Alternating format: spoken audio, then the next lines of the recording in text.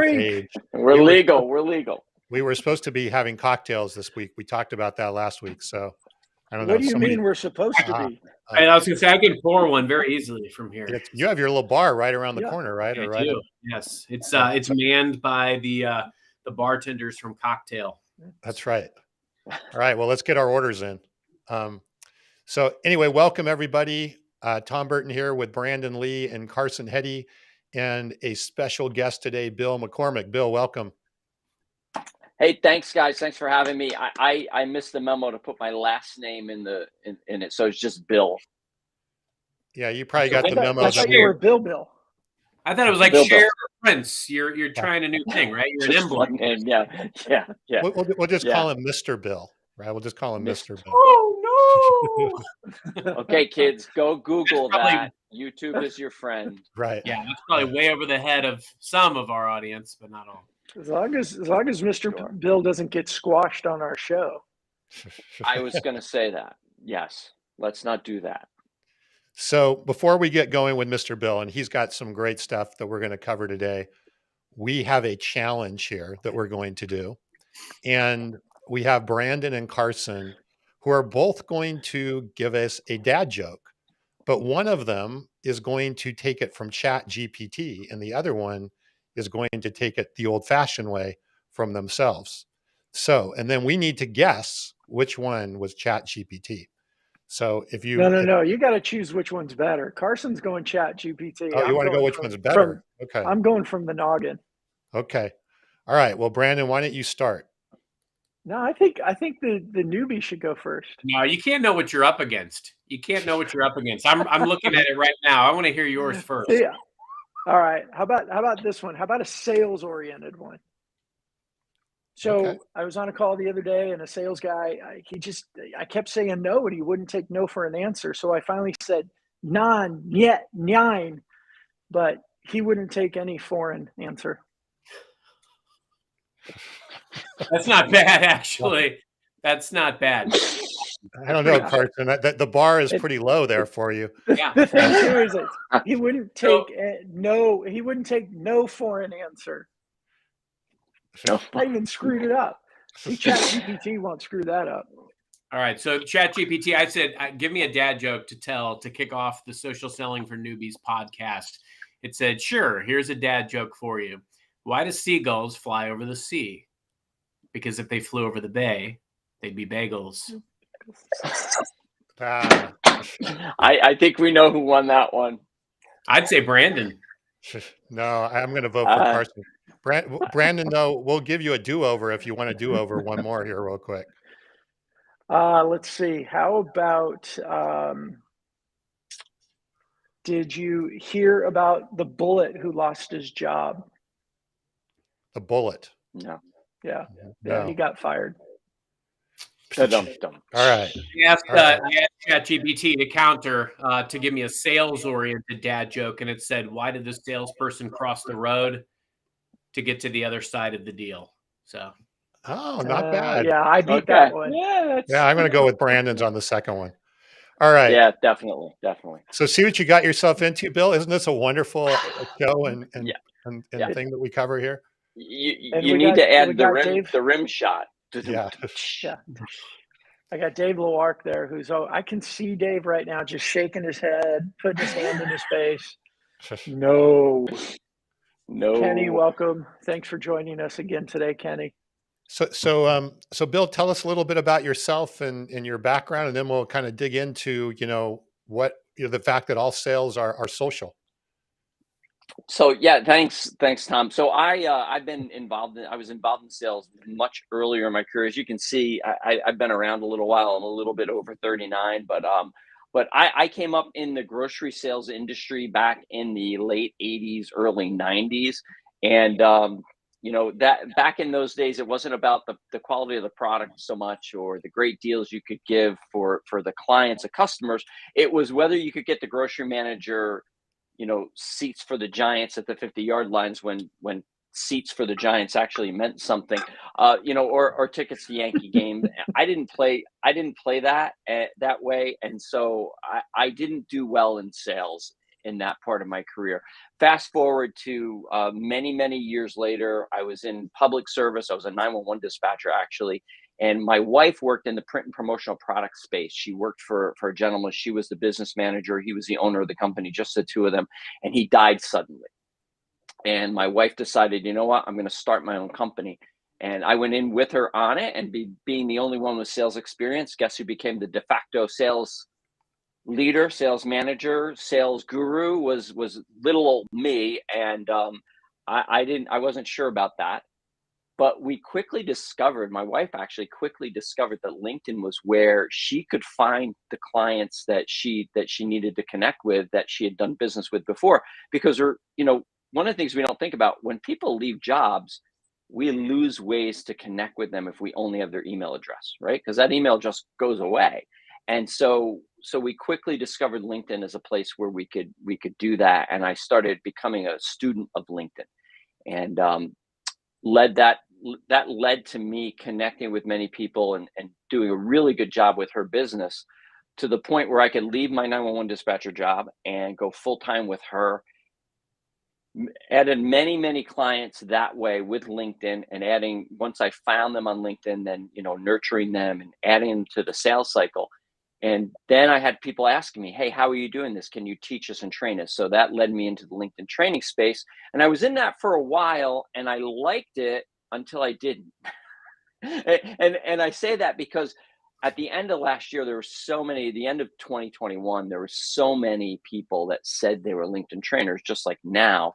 And it just, I became disillusioned with it. And so I left that space. I jumped in with Larry Levine and Daryl Amy over at Selling from the Heart. And I began working with them in trust enablement sales training.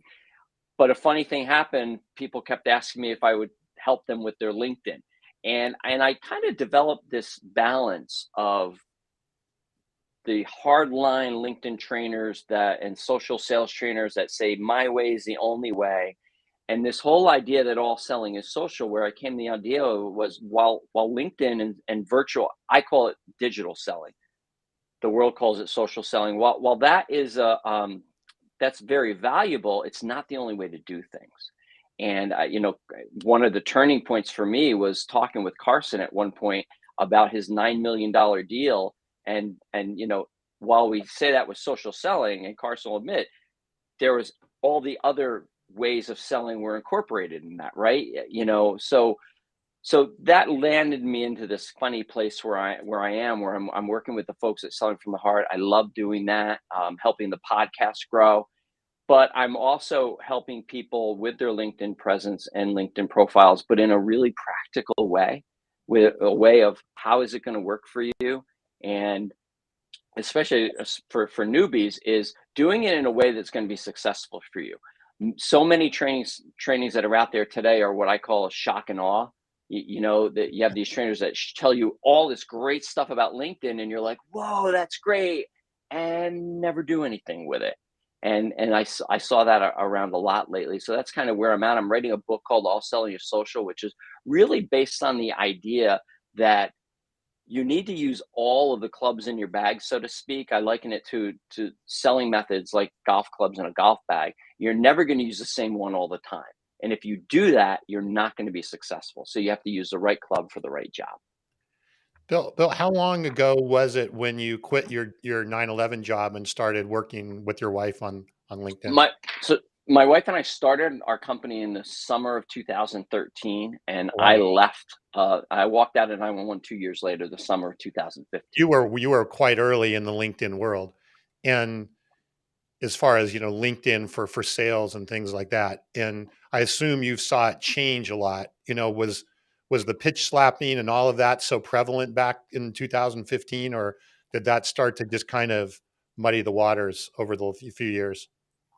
I'd say definitely over the few years. I think it started pre-pandemic, but as soon as the pandemic kicked in, it really ramped up. And now it's, I was on Mark McGinnis's Boss podcast, Best of Sales Skills, last week. And when we got in the call, the first thing he said to me was, yeah, LinkedIn, we all go on, we're expecting spam. and that's really what it is. Yeah. All right. Well, let's start getting some questions for Bill here, and Brandon Carson. Go ahead and jump in, and if you're online, for sure, please leave or if you're on listening to us live, let's ask your questions.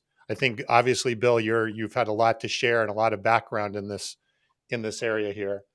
Why, you kind of touched on this, is when you say all selling is social, is that really what you're saying when you were saying, the golf bag perspective, or is it more of a broader sort of perspective on that when you're looking at the relationship aspect of things? And, even like you said, you were doing back in the day with the grocery selling. Yeah, I think we use that term social selling, and in practice, what we really mean is using LinkedIn. Like that's what that is. But there's a social element to every single sales methodology that we use. You have to be social when you're on the phone. You have to really even be social when you're emailing someone or you're texting someone. You definitely have to be social when you meet them in person. But in this digital world, we have this idea that just because, Tom, you're on the other side of a screen, I can treat you however I want. I can pitch slap you. I can just come at you with what I want, not what you want. And back in the day, I can remember my parents talking about people who are antisocial, neighbors in the community who didn't like kids and would yell at us when we came near the house and wouldn't communicate with anybody else, wouldn't come to any barbecues. And my parents would say, oh yeah, Mr. and Mrs. Jones, they're antisocial. Well, there's a number of people that are being antisocial now in the sales world, specifically in LinkedIn, and doing things the bad way. What I'm saying is that there's a social element to everything that we do. And whether you're calling someone on the phone or you're meeting them in person or you're sending an email, treating them like you would treat them if you were in the face-to-face, and taking their feelings and realizing that they're a human and we need to treat them like a human. Yeah, makes total sense. I got a quick question, and then I'm going to tee up one of the ones from the chat. Bill, you said something really profound in a prior conversation that you and I had, and it was really geared around stop talking about how you can help someone and just help someone. And what I'd love to have you kind of articulate for our audience is, because again, everybody's approach is going to be very personal to them. How should we be framing up how we should be helping our audience? Well, I think, and that's a great question, Carson. And I think what we have to do is, like, when we help people, we think, all right, I'm going to help them. And it comes from a point of, I'm going to help you because it's going to help me. I need to help you to see how great my product or my service is. And that's not really helping.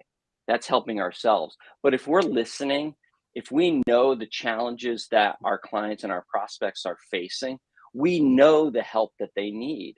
And so we need to provide that. I'm talking to a company in Massachusetts now about some LinkedIn training for their team. And so next week I'm driving out there. I have to be out that way anyway. And I'm doing a session for them just on some basic LinkedIn principles to help them. There's no charge involved. It's just help. It's just to show value. And if something happens from that, great. But if it doesn't, I'm okay. Scott Schilling has been on the Selling from the Heart podcast a number of times. And one of my favorite sayings that I use, I probably owe Scott royalties on this. He says, we need to come into every interaction with high intention and low attachment. High intention of what can I do for you? Low attachment, then anything's going to come from it. Because as soon as I put an attachment on that, Carson, as soon as I have an expectation from you, when you don't meet that expectation, I think less of you. And when we're talking about prospects, we don't even know them, and already we have negative feelings towards them because they didn't do what we thought they should do. And that's not serving. That's just not being of service. I love that so much, Bill. I mean, it's really all about investing. You can think about it like investing in just about anything. You're not guaranteed any type of return, but statistically speaking, if you invest in a very diversified portfolio over time, you are guaranteed a return. And so I think it's that giving without expectation of getting. Get some great questions in the chat from Mark as well. I'd love to highlight, can you speak to how the way you show up digitally is so important to your personal brand? Yeah, this is a great question, Mark. I'm happy to talk about that, because so every major company has a website, right? Have you ever looked a company up and seen the website and it looked like it was from like 2008, and you're like, is this really a company? And it's the same way when people are looking at our LinkedIn profile, our digital presence, our online presence. What does it look like? What do they see? Do they see a blank profile picture? Do they see no background banner image? Do they not see any information? Or do they see information that's all about you? A profile that's set up to tout how great and wonderful you are. Nobody cares. They don't care that you won President's Award. They don't care that you've been in the industry for 85 years. They may eventually care about that. What they really care about is their problem. They care about what's in it for them. So in terms of showing up digitally, you want to, first of all, have a professional presence. But then you also want to make sure your profile does 4 things. You want to make sure that it resonates with the right people. Whoever it is your ideal clients are, make sure your profile is set up in a way that resonates with them. So when they land on it, they say, oh, yeah, Tom Burton, he works with people like me. The second thing is you want to educate. You don't want to sell or pitch. You want them to learn something from reading your profile. You want to differentiate what separates you from everybody else. And this is a good point in not saying how great you are at what you do, because everybody else says that. So if everybody says that they're the greatest, who's the greatest? It ends up not meaning anything. And then the last thing you want to do is communicate. You want to make it easy for them to get a hold of you and easy for them to converse with you. So Mark, I hope that helps answer your question. That's a really, really succinct answer, I think, to a simple way to evaluate or almost audit your LinkedIn profile, right? Just quickly look at those through that lens. And I'm already thinking of some changes I need to make. So thank you, Bill. Good value. You're welcome. Good deal. Good deal. And Bill, what would you follow up after that? Like, obviously people think about their profile and really fret over, did I do it the right way? Am I saying the right things? But let's say they did what you just said. They've got a profile they're proud of. They can stand up straight and say, if anyone gets there, they're gonna like me, or they're gonna be able to engage with me. What's next when it comes to LinkedIn? So I train on what I call the digital diamond, and I came up with this from studying Larry Levine's LinkedIn presence. And Larry and I disagree on some stuff when it comes to LinkedIn, but I can't disagree too much with Larry because he has like 35,000 followers. He gets amazing results on his content because of the 4 things he's done. First of all, he has his profile set up that it does the 4 things I spoke about. And then the next thing the next point in the diamond is the network. Building a quality network. Larry has a very succinct network that he's connected with of people who are interested in what he has to say. Now, when you're using LinkedIn for sales, you want to have a networking philosophy when it comes to your network. So you want to build it the right way. Don't just accept everybody and anybody. Make sure that you are the gatekeeper of your network and you let the people in that you want to have in. Because, Brandon, you and I are connected together. And if you let someone into your network that pitches a lot, they're eventually going to pitch to me. And I'm not going to appreciate that, right? So be the gatekeeper of your network and connect with the right people. The next point in the digital diamond is content and consistency. Create content, and this goes to what Carson was saying earlier, create content that helps answer the questions your prospects want to know about, right? You want to educate them. And you want to do that consistently, whatever that looks like for you. If you never posted any content before, it would make no sense for me to say you need to post every day. Although there's people out there that say that. Post when you have something to say, but do it on a regular basis so it becomes part of a system. James Clear, in his book Atomic Habits, said we don't rise to the level of our goals, we fall to the level of our systems. So make a system in place. Every Monday, Wednesday, and Friday, I spend 15 minutes putting a post out on LinkedIn and engaging on it. Right? So consistent content and consistency. And then the last point is the very most important one if you're using LinkedIn for sales is conversations. You want to turn the digital connections you have into conversations. We fall into this trap where I'm connected to someone, like Tom and I are connected on LinkedIn. But until I signed on into the green room here, it was the first time we had ever talked, right? So did we really have a connection? But if we schedule a time together and we do have a conversation, then it really becomes a connection, right? So everyone talks about impressions and, oh, I put a post out and it went viral and had 85,000 impressions. That just means 85,000 people drove past that post, right? Scrolled past it. That's all that means. How many conversations did it turn up? How many people did you meet with after that you had a chance to educate further and get to know more? That's what really, really matters. So it's really those 4 points that if people that are just starting out using LinkedIn for sales will do, and keeping in mind that LinkedIn always changes. So what runs underneath that whole diamond is continuing education. You know, finding podcasts like this that you can learn more and learn what's going on. The people that are listening, I'm curious if any of them know that you can put a profile video over your profile picture so that people get to know you in like a 3-dimensional way where you can actually interact with them, so to speak. Most people don't even know that's available. And it's probably been around for 8 months, 9 months. And we have a free course. That's a mic drop moment. The 85,000 impressions, these vanity metrics that we chase, that just means that whatever, 80,000 plus people scrolled past what you wrote. How many conversations did you start? Right. Love that. Yeah. And Carson had talked about that a few episodes ago, where he said one of the things that you do with your teams on Monday mornings, I think it is, or your weekly meeting, whatever it is how many conversations did you start this week? Not how many calls did you make, how many emails did you send, but how many conversations did you start? I think that's really, really important. Bill, Mark had a follow-up question, and I was fortunate. I had a conversation with Mark for the first time this morning. Great guy, by the way, if anyone's not connected to him. But Mark's question is right there. Like, and he was sharing this with me earlier today. Like, how do we help people write authentic connection requests that really resonate? Because we've got 300 characters, I think, for a connection request. How do you coach people on that?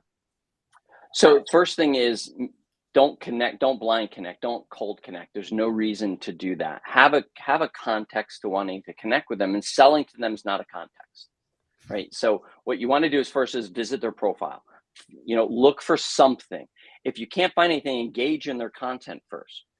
I've never turned down a connection request from someone when they said, "Hey, Bill, I checked out that post you put out the other day and found this to be interesting." Or what I get a lot of is, "Hey, Bill, I love your content," but they've never engaged on it. They never hit the like button. And when I ask them that, I don't get any reply at all, right? So that's very inauthentic. Find a reason to connect with them.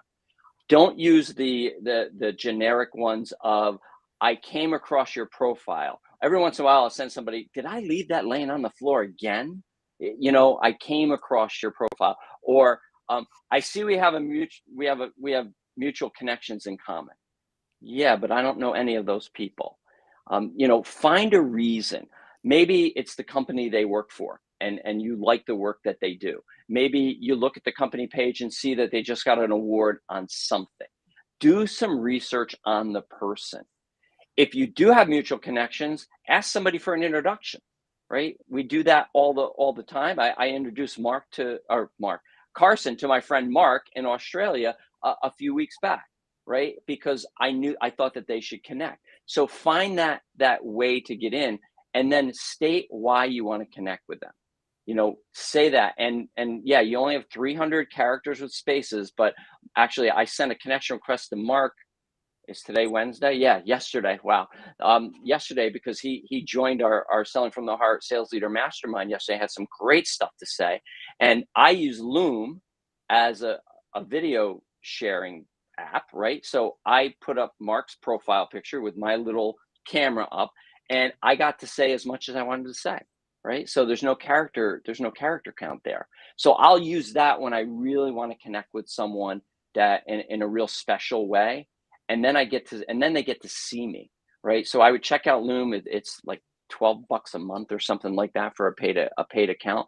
But the important thing is Find a way to connect with them and treat them like a human. Bill, you said something earlier I wanted to kind of follow up on, and because we've had some different opinions on this on the show over the weeks, is, only connecting with people that you want to be connected with. And we've had people come on saying, well, you should connect with everybody because then your network spreads and you're going to get a lot more reach and all of that. What's your take on that, or your counter argument to that approach? Well, so what are your goals for using LinkedIn? That's really the key. Most recruiters will come in with that idea of the more people. So that's, if you throw enough mud against the wall, enough's going to stick, right? I think they're called open profiles now. They used to be called Lions, which stood for LinkedIn Open Networker. So those are going to have a high quantity of connections, but a low quality in their network because you just can't know everyone. The other side of the spectrum on that is the purists, the people that will only connect with people in their industry, people in their geographical area, people they have only met in person. I take a networking standpoint.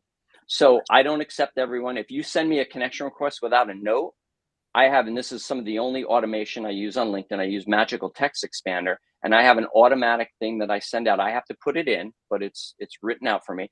Thank you for your invitation to connect. Typically, I only connect with people I've either met in person or had engagement with here on LinkedIn.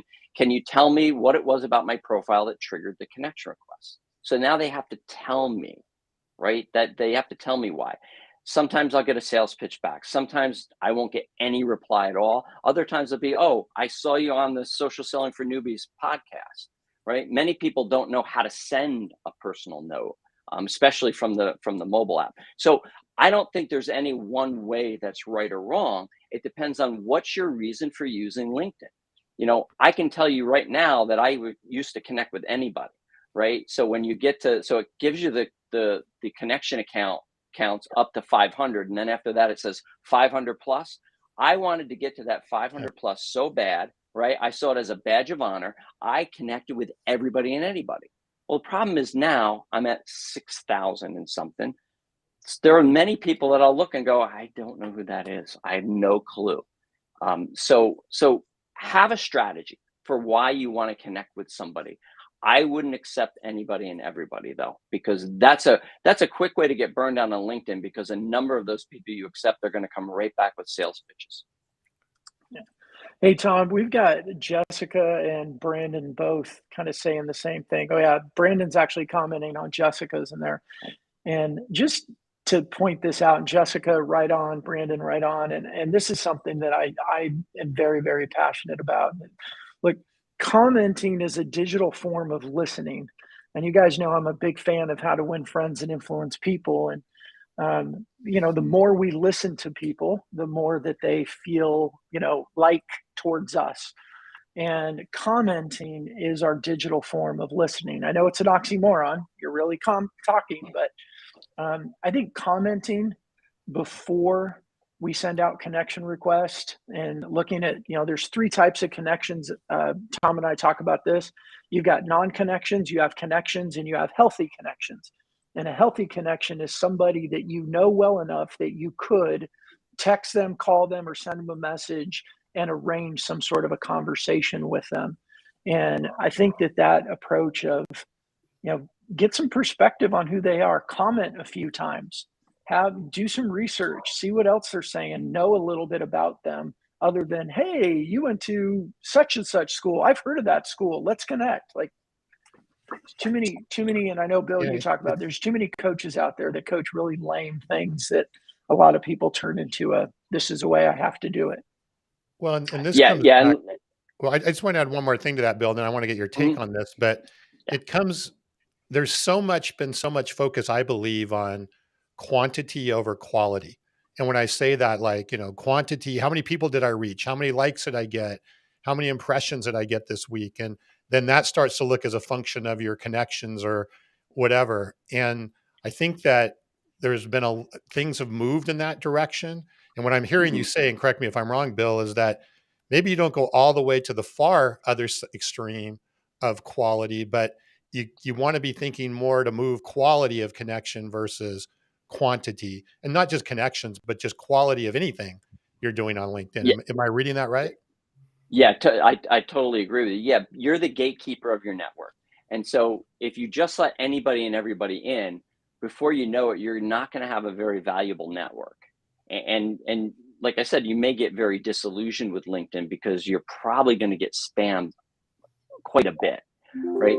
But so, and Jessica made a great point following. So there's a lot of people, whoever replied on the LinkedIn event that they were attending here and wasn't connected to me, I followed before we got on this. And so that is good because people get that connection.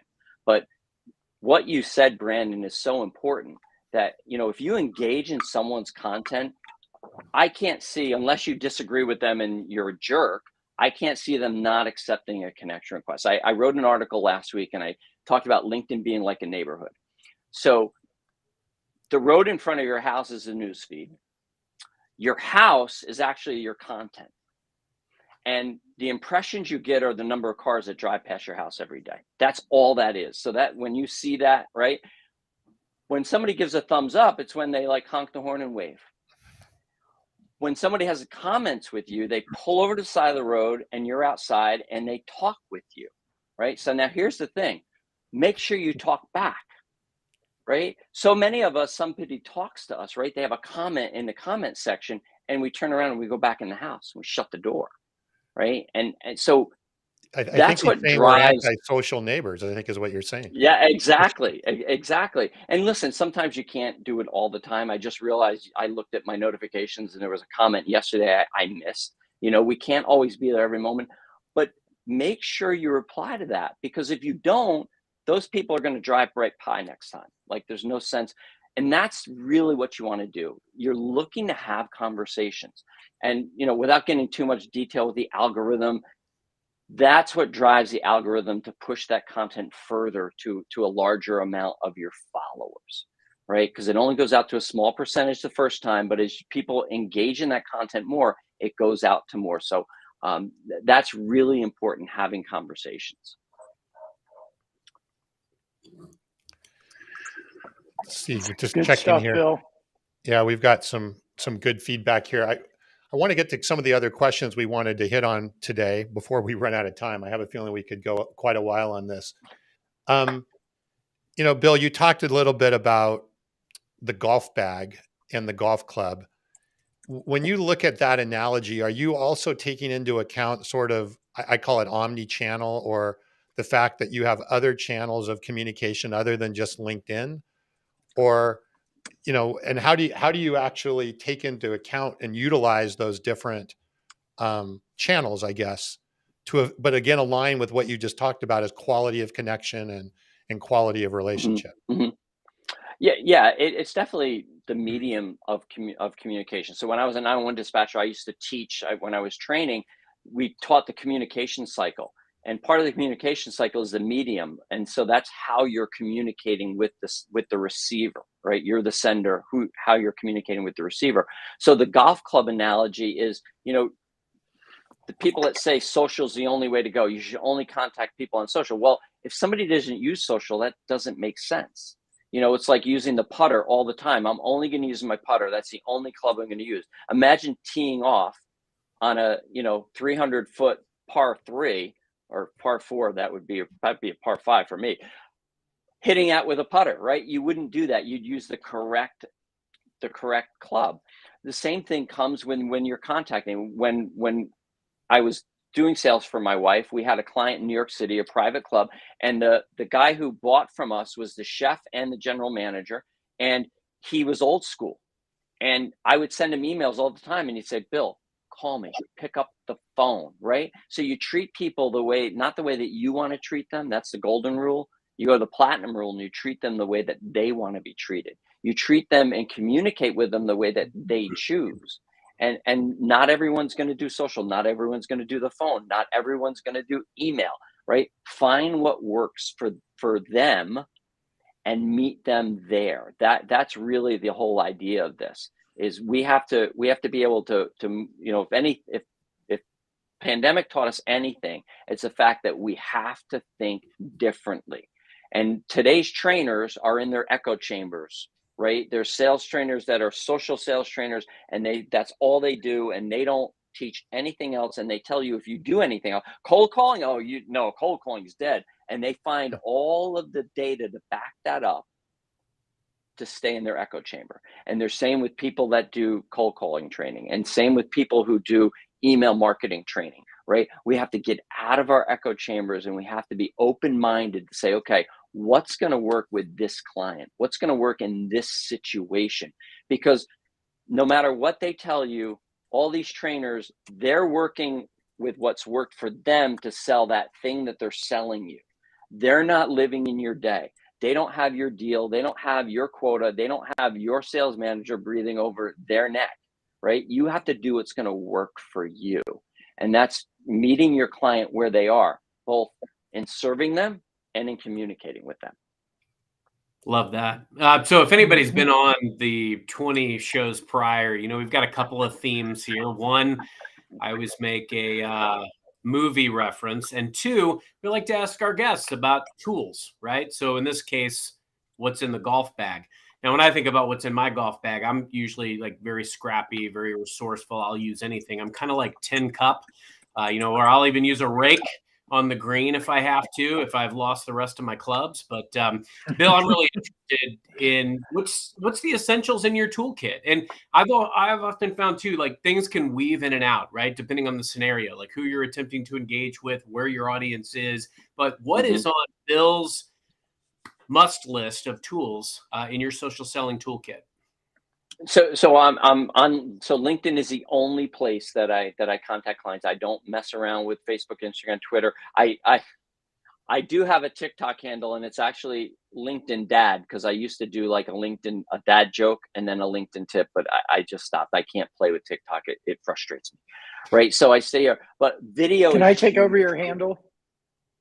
No. I might still use it. Put a bid in, and we'll see. But video has been huge for me. And, I use it when I send a proposal. When I send a proposal, I go through the proposal on video with someone, and then send that to them. So I try to head off questions. I found that to be huge for me. And then also just connecting with people, whether it's, a lot of folks don't know, you can send a video to someone that you're first degree connection with just from your mobile app. No extra software needed. And that's been great for me in terms of moving deals along. And then what I've been using more than ever before is my phone. I'm actually just calling people. I'll give it the email a couple of times, the DM a couple of times. Then you know what? I'm just going to go to the phone. And that's what I'm going to do. And that's something that I was really hesitant to do before, because I was a social sales trainer. I have to use social. Well, this is social. And so that's what I love is that in-person is back. So when this opportunity came for me to go to Massachusetts next week, I reached out to a potential client. I said, hey, let me come talk to your people. No expectations. Let me just come and talk to them, because being in front of people face to face, I live off of that. This is great. I do well with this. Nothing beats a room full of people that are eager to learn. Yep. Love it. I wanted to spotlight Bill's comment here as well. I think it really sums up a lot of what we've been saying here is, engagement with followers isn't a race. It's about depth and making someone feel a sense of being and commonality. And I think what I'm hearing you say, our Mr. Bill, not this Bill, but both of you actually, is, whether you're using, Bill squared, whether you're using the phone, whether you're using LinkedIn, whatever, the common denominator, right, is what you said earlier about kind of having that sense of how do I help versus what am I getting? How do I add value versus what am I taking on that? Yeah. But I think which is obviously the centerpiece of what we talk about on the show, is that social has allowed us to accelerate and scale these channels that we didn't have before, right? And I'm no youngster either, right? So, in my day, we barely had phones and a fax, right? So the ability to scale is what really social gives us, but it doesn't eliminate those other channels at the same time. Exactly. You said the dirty 5-letter word scale, but it's what's around. It's here, right? And Dave Lewark was on earlier. I have to apologize to Dave. There was a point in my time as a trainer where I was a LinkedIn purist, and there's a lot of them out there. If you do anything wrong, they're the first to call you out. They're the first to shame you. And actually, I had Dave and I went back and forth about some automation he was using, and I got offended, and I shouldn't have, because you know what?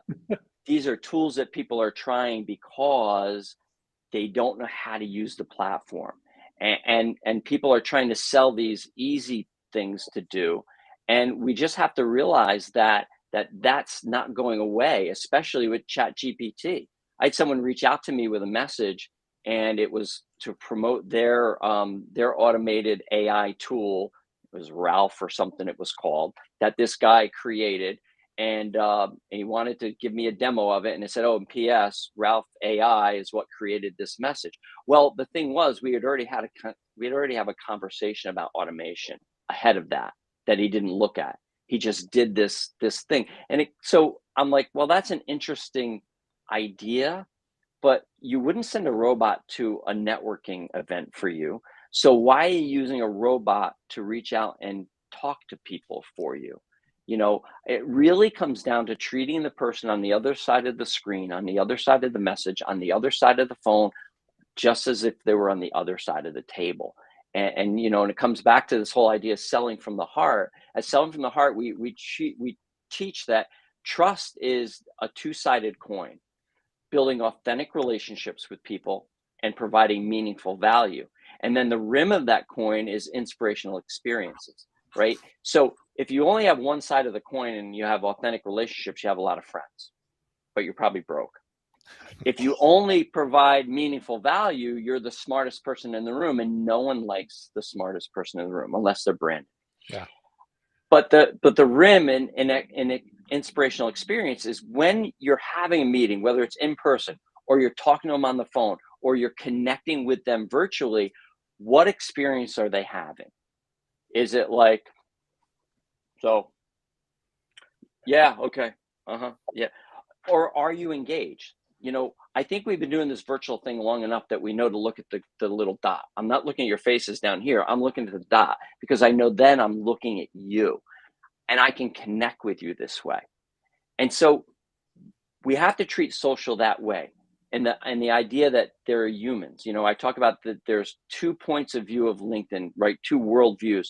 It's a database, which you can search. You can search by name, you can search by geography, by title, and that's great. And you get a list, and that's fantastic. We're salespeople. We love lists, especially of our prospects. But each of those names on that list is a human being. So it's a human base too. And we can't forget that. We can't forget that name, that title, that location is actually a person. And we have to treat them that way. Good. Stepping down off my soapbox now. No, well said. I mean, this is so good, Bill. And I think, for us, it's some of our best conversations, they all kind of move into this mindset conversation. It really is the mindset of the user. Whether it's using social, you're using something like a Zoom, you're using your phone, you're using email, you're face-to-face. It's how are you treating people? And if you're there, Carson, you like to say it, you're there to serve before you get. And if you're there serving, then kind of the manifestation of your activities, if you have that servant mindset, then the manifestation of the activities go one way. And if you're there to get and take, then the manifestation of your activities will take you down a totally different path. Yeah, we have to remember these are tools, right? But there's a person. So before I went into 911, I actually was in school to be a paramedic. And one of the things they teach you is you treat the patient, not the machine, right? So you hook them up to a heart monitor that's also a defibrillator. And if they go into a rhythm that you need to shock them in, but they're not presenting with the symptoms, you worry about the patient. You don't grab the paddles and zap them. You treat the person and not the machine. And same thing here. You treat the person, not the technology. And we're starting to get away from that. And this whole Chat GPT and this AI, this is going to make it very interesting over the next year to 18 months. I'm seeing a lot of LinkedIn trainers, but, oh, check this out, and this can be great. And okay, but we're people. And we have to remember that we are people. If you use it with the intention to authentically connect and it helps that process, great. Otherwise, you need to lean back toward the person. And it just creates more noise, Absolutely. right? It's just creating noise versus. And there's always noise, right? There's always been noise as sellers, right? And the greats are the ones that can cut through that, leverage what they need. But at the heart of that is authentic connection, period. Amen. I wanted to get one more question in here from Nirmal, which I thought was interesting. How do we foster diversity of opinions while being gatekeeper of our LinkedIn profile? So I think that's a good, interesting question to kind of take us home with. Yeah, and Nirmal, that's up to each individual person. I am connected with people who sell automation. I'm connected with people who think automation is the way to go because I respect their opinion. Just because, and that's where we get into this whole idea of echo chamber. And if you want to see echo chamber, go on Facebook and look at some people that support a certain political party and don't support the other, or support a certain person and don't support another. And no matter what you tell them about that party or that view, it doesn't matter because everything that they read and see backs that up. We should all want differing points of view.